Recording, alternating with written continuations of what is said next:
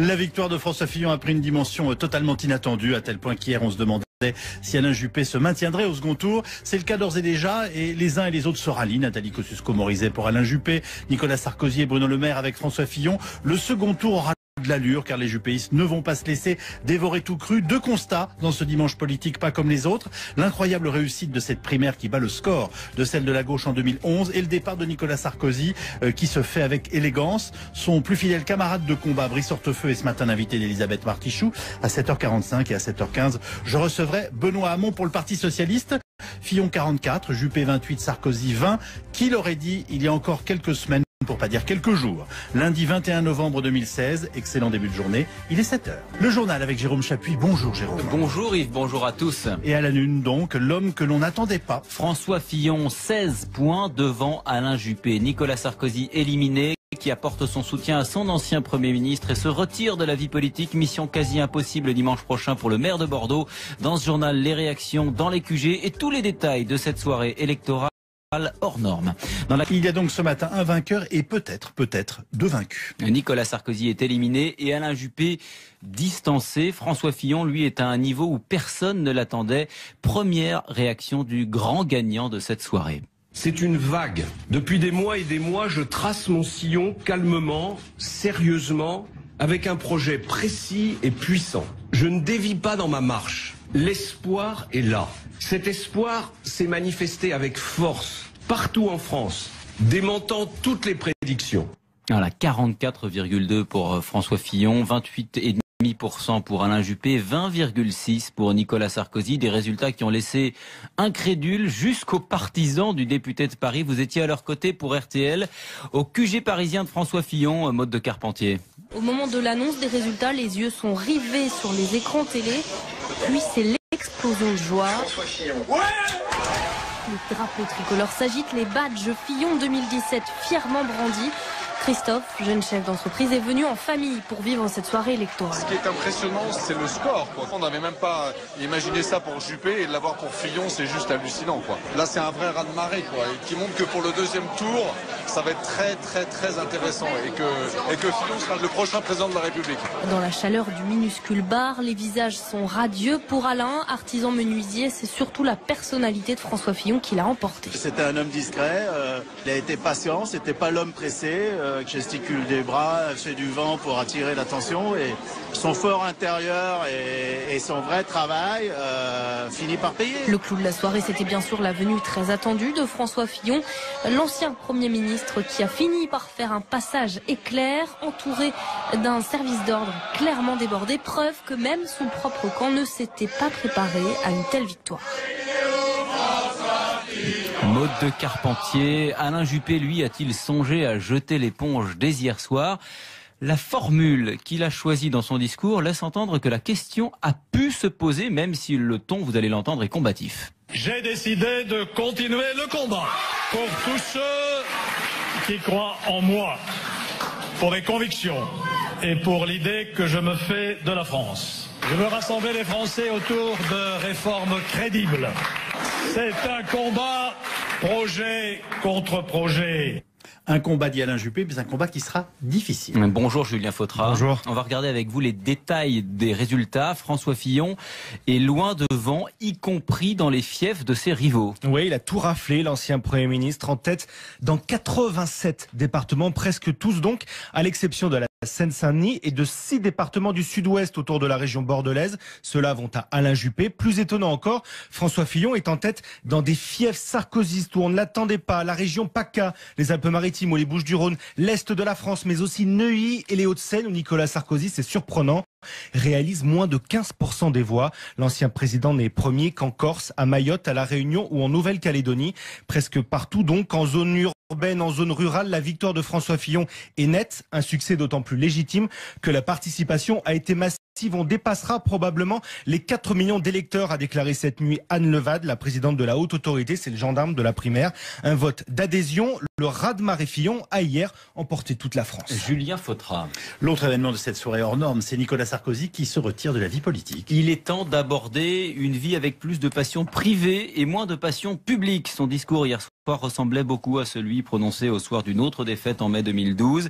Ce qui pourrait être son dernier acte politique, c'est le soutien qu'il apporte à son ancien Premier ministre. J'ai beaucoup d'estime pour Alain Juppé, mais les choix politiques de François Fillon me sont plus proches. Quels que soient mes désaccords passés avec lui, François Fillon me paraît avoir le mieux compris les défis qui se présentent à la France. Je voterai donc pour lui au second tour de la primaire. Quel que soit le verdict du second tour, celui qui sera choisi pourra compter sur mon soutien personnel. Les électeurs qui m'ont fait confiance sont naturellement libres de leurs décisions. Je leur demanderai cependant de ne jamais emprunter la voie des extrêmes. Voilà, Nicolas Sarkozy, discours hier soir, donc après son élimination, soirée douloureuse évidemment pour les supporters de l'ancien président. Vous étiez avec eux pour RTL, Arnaud Touche.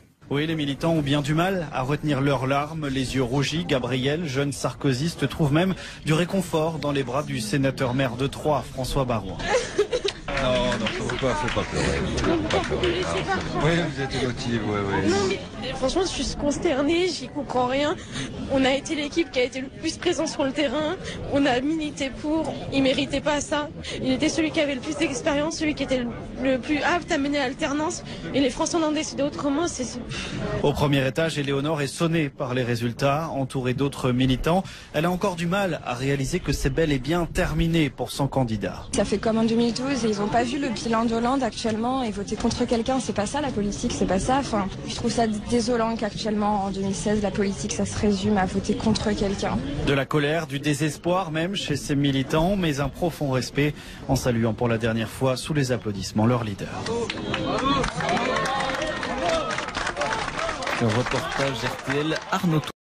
À 8h moins le quart, c'est donc Brice Hortefeux, lieutenant et ami de Nicolas Sarkozy depuis le tout début de sa carrière politique, qui répondra à Elisabeth Martichoux sur RTL. Fillon, Juppé, Sarkozy, le trio de tête rafle 93% des voix. Les quatre autres candidats se partagent les miettes. Bruno Le Maire termine derrière Nathalie Kosciusko-Morizet.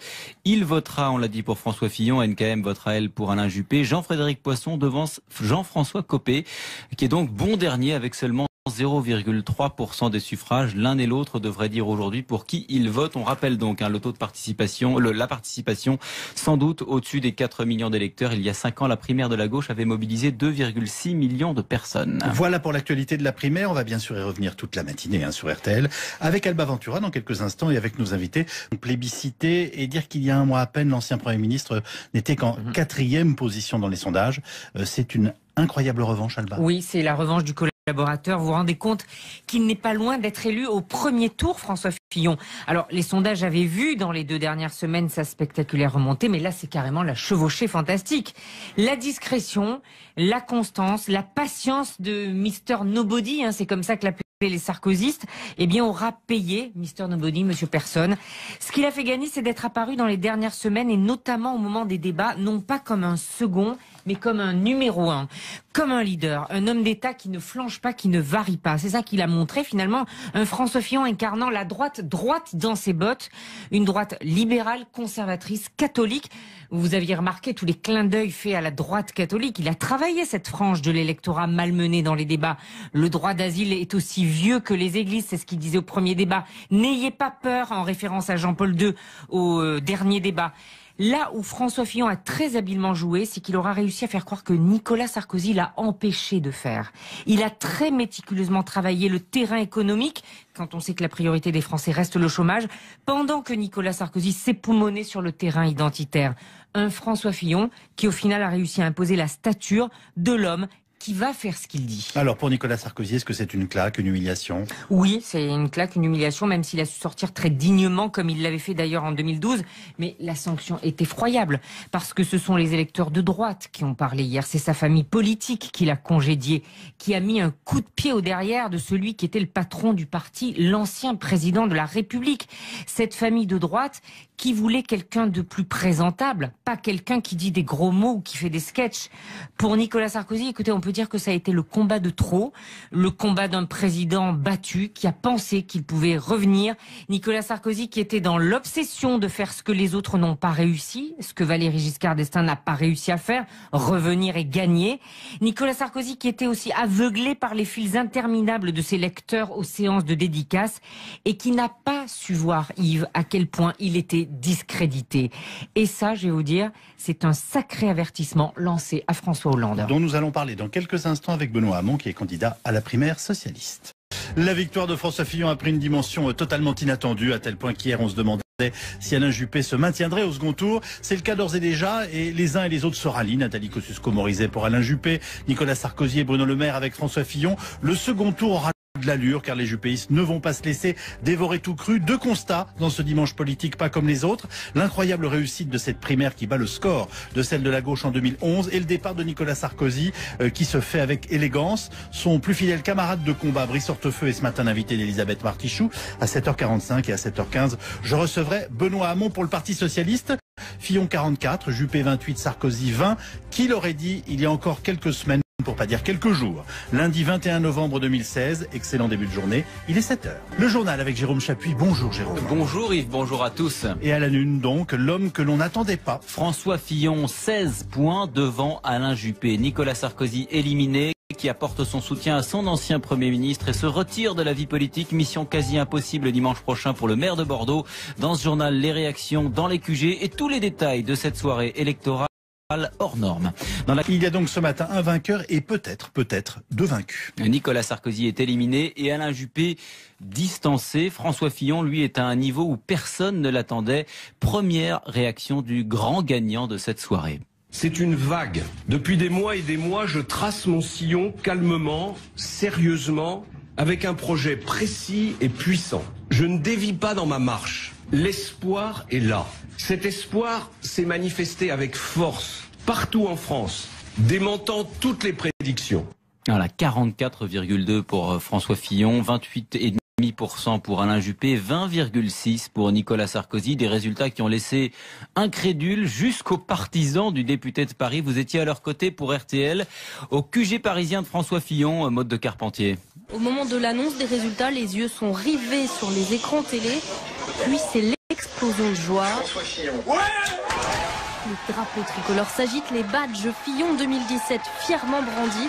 Christophe, jeune chef d'entreprise, est venu en famille pour vivre cette soirée électorale. Ce qui est impressionnant, c'est le score, quoi. On n'avait même pas imaginé ça pour Juppé, et de l'avoir pour Fillon, c'est juste hallucinant, quoi. Là, c'est un vrai raz-de-marée, quoi, et qui montre que pour le deuxième tour, ça va être très intéressant, et que Fillon sera le prochain président de la République. Dans la chaleur du minuscule bar, les visages sont radieux. Pour Alain, artisan menuisier, c'est surtout la personnalité de François Fillon qui l'a emporté. C'était un homme discret, il a été patient, c'était pas l'homme pressé, gesticule des bras, fait du vent pour attirer l'attention, et son fort intérieur et son vrai travail finit par payer. Le clou de la soirée, c'était bien sûr la venue très attendue de François Fillon, l'ancien Premier ministre qui a fini par faire un passage éclair, entouré d'un service d'ordre clairement